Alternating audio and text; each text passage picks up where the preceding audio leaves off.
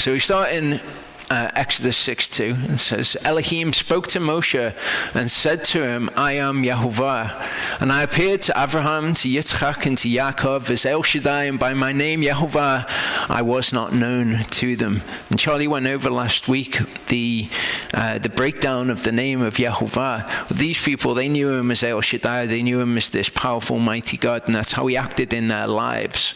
And as we've looked at before, these people didn't have the word to read and to understand who he was. They were kind of understanding who he was on a event by event basis. So they understood him in this way as somebody who can act powerfully. And that's certainly how he's going to reveal himself to Pharaoh, but he's also going to reveal himself as Yehovah. And as Charlie showed us last week, the name Yehovah breaks down in a very interesting way. Okay, you've got I am, the Kal version that Charlie was talking about of the verb to be, which is the first person present tense. If you're being, and you're saying that in the first person, it's I am being. So it's I am is the present tense of to be, or it's haya in Hebrew. So we have the word Yehovah, and it's a very, very special word. And when we say it's got the yod of Yihya, the hov of Hoveh, and the as of Hiyah, people can kind of think, well, maybe it's that. Maybe that's not what it is at all, though. You're kind of just taking all these words and you're putting them together and you're making a new word. So maybe that's what Yehovah means. Maybe it's not. But it's not actually like that in Hebrew.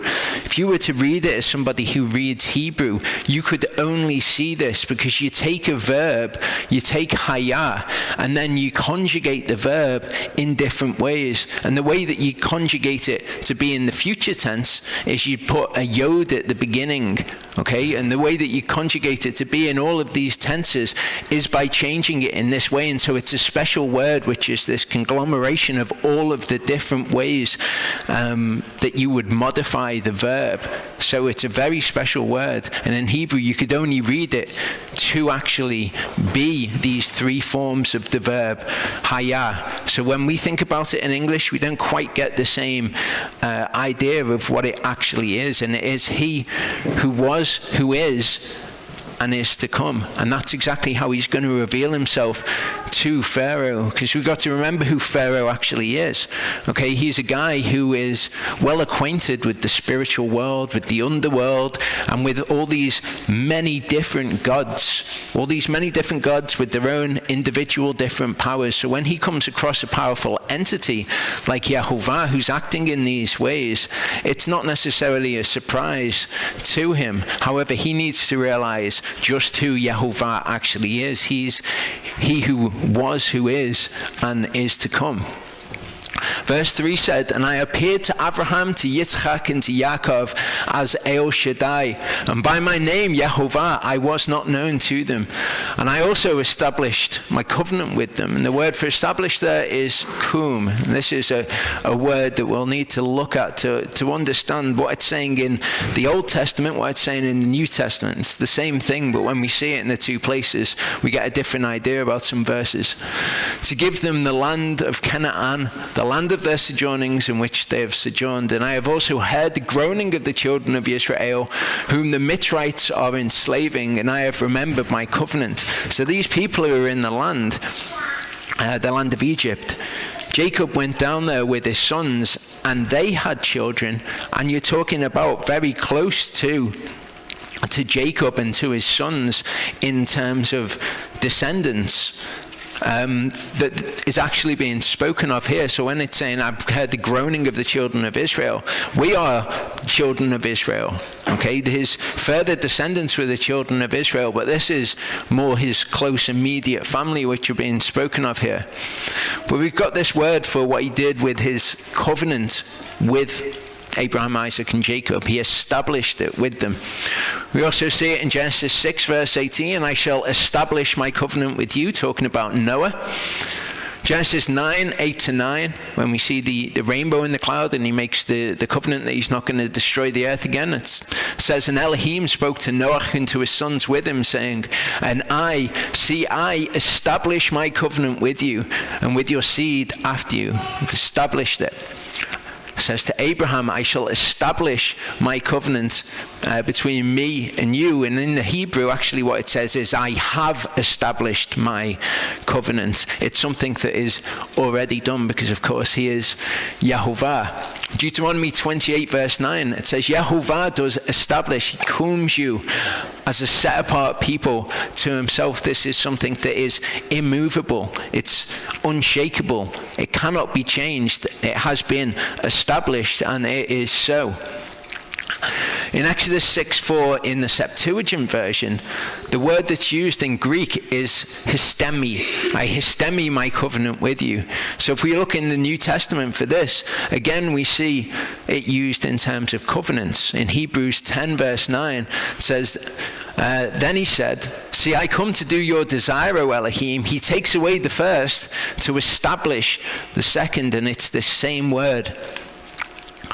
Romans 3:31 says, do we then nullify the Torah through belief? Let it not be. On the contrary, we establish the Torah in the same way. It's laid as a foundation. It's immovable. So what does faith do? And when people are challenged by people who are in the church, there's no verses that say we are to do the law, or our attitude towards the law, or faith has superseded the law. This tells us very clearly that the Torah is not nullified through faith. On the contrary, faith is the very bedrock of the Torah. It's how you have to proceed with the Torah. Romans 10 verse 3 says, for not knowing the righteousness of Elohim, this is Paul talking about Israel in his day, not knowing the righteousness of Elohim and seeking to histemi their own righteousness. So by faith, we histemi the Torah, we establish it. It is built as a firm foundation. What these people were doing, though, is being ignorant of his righteousness. They were trying to establish their own righteousness, and that takes many forms. You can look at Catholicism, or the Anglican Church, or pretty much anyone else that follows Yahovah as kind of institutionalized religion. They've become ignorant of Yahovah's Torah, willingly so, and they've established their own version of righteousness. So by our faith, we histemi the Torah. We establish that by faith. Other people, and I don't want to pick on Hasidic Jews, it's all sorts of people. Well, Paul is actually talking about these people who have established the oral Torah as their system of righteousness. They do the Torah as well. Well, they do what they want to do of the Torah. They change bits of the Torah and they establish what righteousness is for themselves. Even in terms of evangelical Christians, they've established their own version of righteousness, which is when God looks at me, he doesn't see me, he sees Jesus. And that's how it is now. Now that I've entered into covenant, I've got my own righteousness, which is God's righteousness. It's Jesus. That's what my righteousness is now. I have appropriated Yeshua's righteousness, and that's what he sees. So in verse 6 it says, say therefore to the children of Yisrael, I am Yahovah. So he's going to reveal himself now to be Yahovah. He says, so therefore say, I am Yahovah, and I have brought you out from under the burdens of the Egyptians, and have delivered you from their enslaving, and have redeemed you with an outstretched arm and with great judgments. So he says, go and tell them that I've already done these things for them, and have taken you as my people, and I have been your Elohim, and you have known that I am Yahovah your Elohim, who is bringing you out from under the burdens of the Mitzrites. And I have brought you into the land which I swore to give to Abraham, to Yitzchak, and to Yaakov, have given it to you as an inheritance. I am Yahovah. And Moshe spoke thus to the children of Israel, but they did not listen to Moshe. So it's interesting, it says he spoke thus. He spoke in that way. He said he's already done it, but they didn't listen because of what was going on in their own lives. Verse 10 says, and Yahovah spoke to Moshe, saying, go in, speak to Pharaoh, king of Mitzrayim, to let the children of Israel go out of his land. And Moshe spoke before Yahovah, saying, the children of Israel have not listened to me. And why would Pharaoh listen to me? For I am of uncircumcised lips. That's what it says in the Masoretic text. in the Septuagint, it's a little bit clearer. He says, why would Pharaoh listen to me?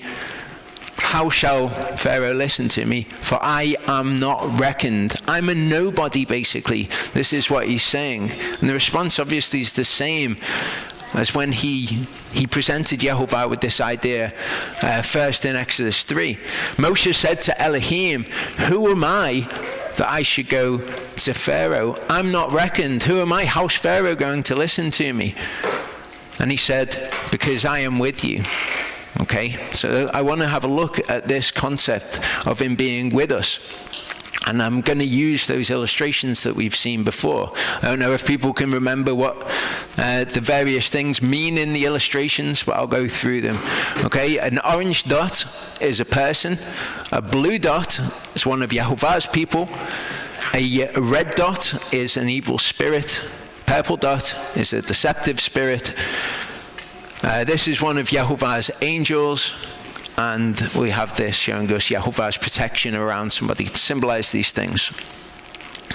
Okay, so somebody's going about on their journey.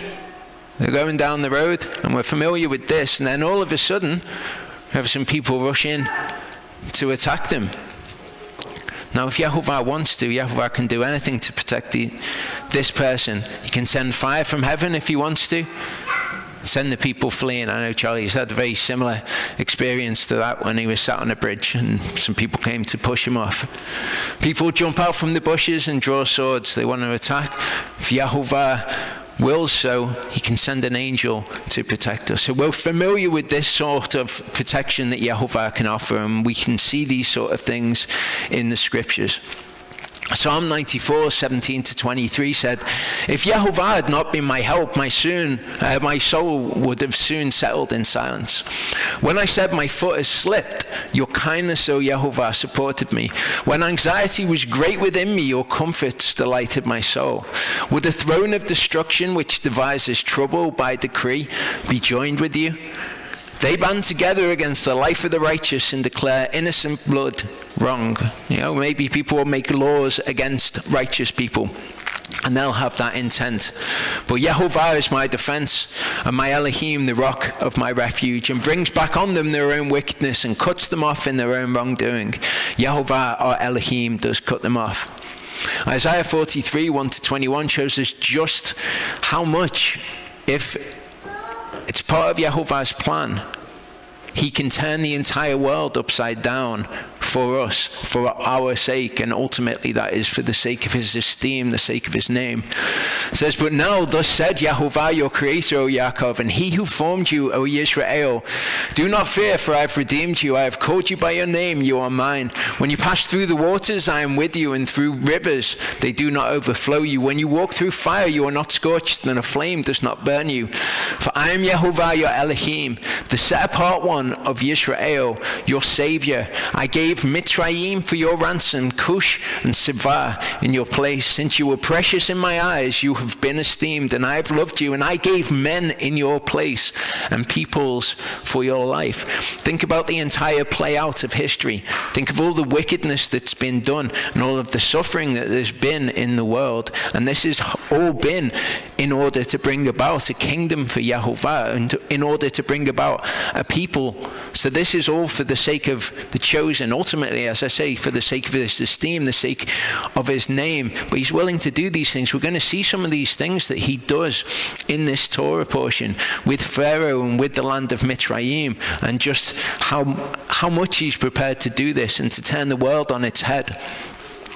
Do not fear, for I am with you. I shall bring your seed from the east and gather you from the west.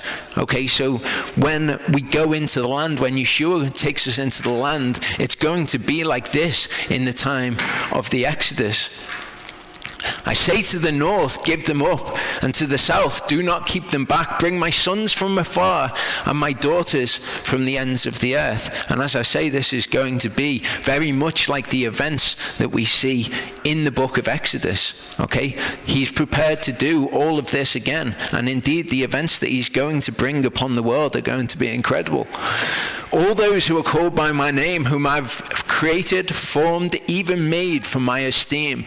He shall bring out a blind people who have eyes and deaf ones who have ears. All the nations shall be assembled and the peoples be gathered. Who among them declares this and shows us that which was before? Let them give their witnesses to be declared right, or let them hear and say, it is truth. You are my witnesses, declares Yehovah, and my servant whom I have chosen, so that you know and believe me and understand that I am he. Before me there was no ale formed, nor after me there is none. I am Yehovah, and besides me there is no Savior. I have declared and saved and made known, and there was no foreign God among you, and you are my witnesses, declares Yehovah, that I am El. So he's prepared to do this. He's prepared to give men in our place, and he will bring us from afar, and he will achieve his will. He will come into reality and have his will be done.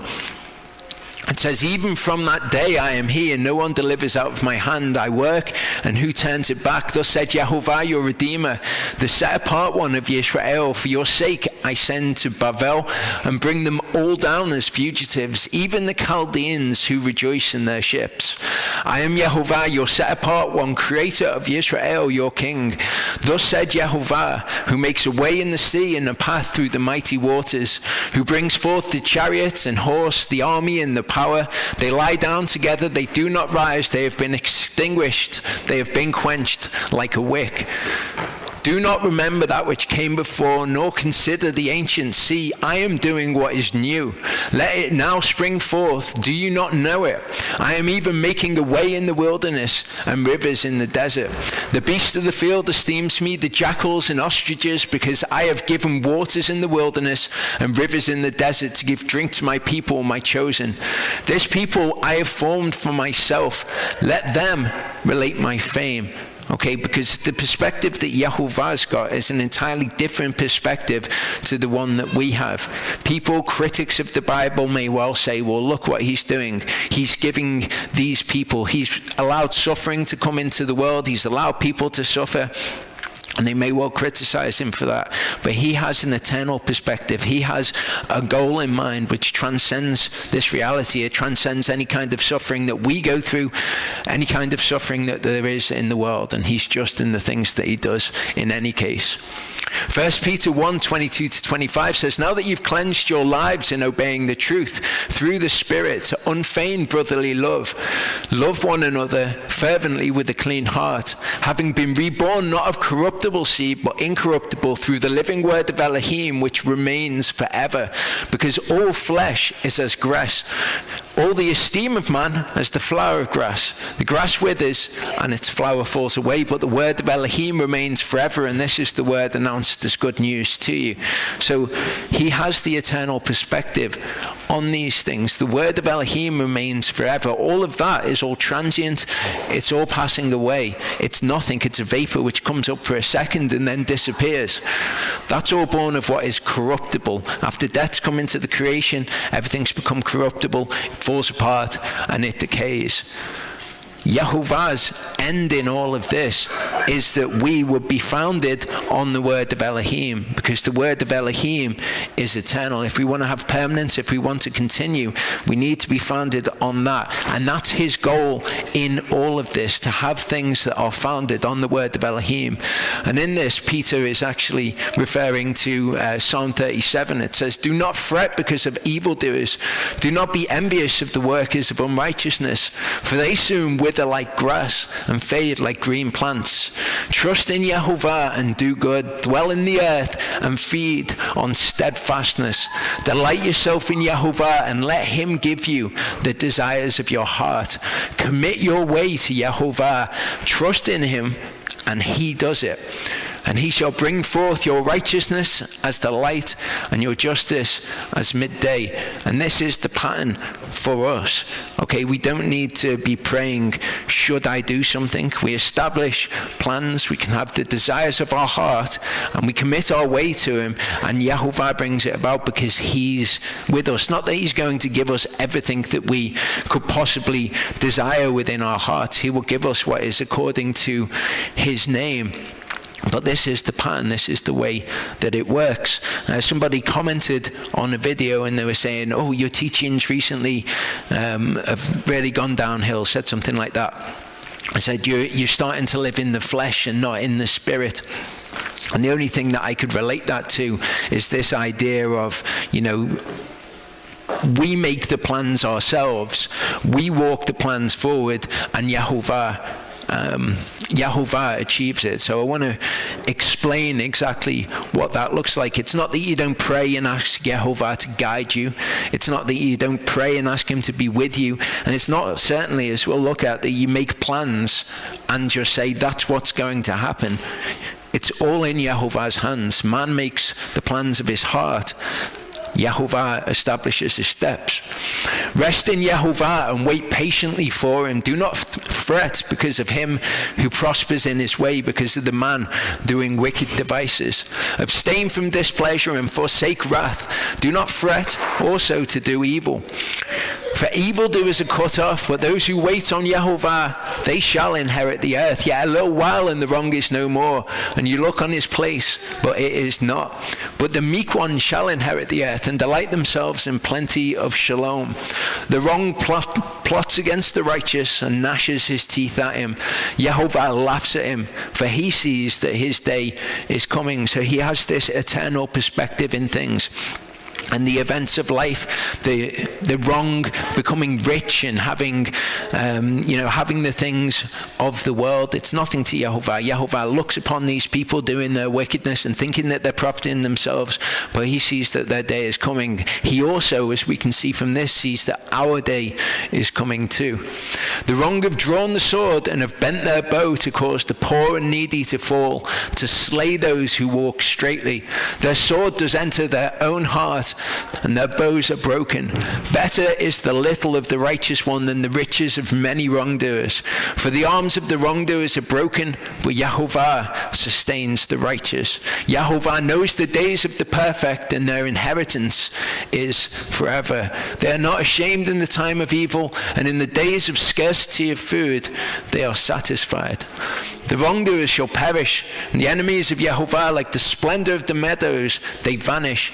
Like smoke, they vanish away. The wrongdoer is borrowing and does not repay, but the righteous one shows favor and gives. For his blessed ones inherit the earth, but those cursed by him are cut off. The steps of a man are ordered by Yahovah, and he delights in his way. So we come up with our plans in our heart, what we want to do. Okay, we don't ask him to give us a plan. We make the plans in our heart, what we want to do, and he establishes these things. Though he falls, he's not cast down, for Yahovah is supporting his hand. I have been young, and now I am old, yet I have not seen the righteous forsaken, or his seed begging bread. So for all of these plans, all the schemes of the wicked, okay, Yahovah is going to sustain the righteous through all of them. And ultimately, he can see where one group of people are heading and where the other group of people are heading as well, and that is his aim in all these things. All day long he's showing favor and lending, and his seed is for a blessing. Turn away from evil and do good and dwell forever. Okay, it's exactly what Peter's talking about, isn't it? For Yahovah loves justice, does not forsake his kind ones. They shall be guarded forever, but the seed of the wrongdoers is cut off. And that even applies to if you have to give your life for the sake of his name or whatever it is. Yahovah's perspective is eternal. The righteous shall inherit the earth and dwell in it forever. The mouth of the righteous speaks wisdom, and his tongue talks of justice. The Torah of Elohim is in his heart. His steps do not slide. The wrong one is watching for the righteous and is seeking to slay him. Yahovah does not leave him in his hand or let him be declared wrong when he is judged. Wait on Yahovah, guard his way, and he shall exalt you to inherit the earth. When the wrongdoers are cut off, you shall see it. I have seen the wrongdoer in great power and spreading himself like a native green tree. Yet he passed away, and see, he was not. And I sought him, but he was not found. Watch the perfect and observe the straight, for the latter end of each is shalom. But the transgressors shall be destroyed together, the latter end of the wrong shall be cut off. But the deliverance of the righteous is from Yehovah, their strength in time of distress. And Yehovah does help them and deliver them. He delivers them from the wrongdoers and saves them because they took refuge in him. So ultimately, we're heading to dwell forever in eternity, come what may. But in this life, Yehovah will come into it and he will intervene on our behalf. 1 John 5:18 tells us that we will also be guarded from the wicked one, from Hasatan. It says, the one having been born of Elohim guards himself by his righteousness. He guards himself and the wicked one does not touch him. So as we go through life, there may well be an abundance of spirits around us, spirits that may not jive with us all that well. They might not be very happy at our presence. We walk through life, but we're under Yehovah's protection. And I'd say for people to watch the spiritual realm and spiritual warfare if they want a better idea of this. And sometimes Yehovah will allow to come within his protection. He will allow something in our life, a deceptive spirit perhaps, to come in, to test our hearts, to see whether we will believe his truth or whether we'll believe a lie. And this is important when we're considering what I'm saying here about praying to Yehovah and asking him to show us what is the future. What should I do next? All of those sort of things. Okay, as I've said before, Yehovah meets us where we're at previously, and he may well have used events in our life and our misunderstandings to bring us to him, but he will allow us to be tested by that. And as we come into a knowledge of these things, and that that's not how Yehovah is, if we cling to that idea of who he is, then what we're deciding is that we don't want the Yehovah that's described in Scripture. We want a lie.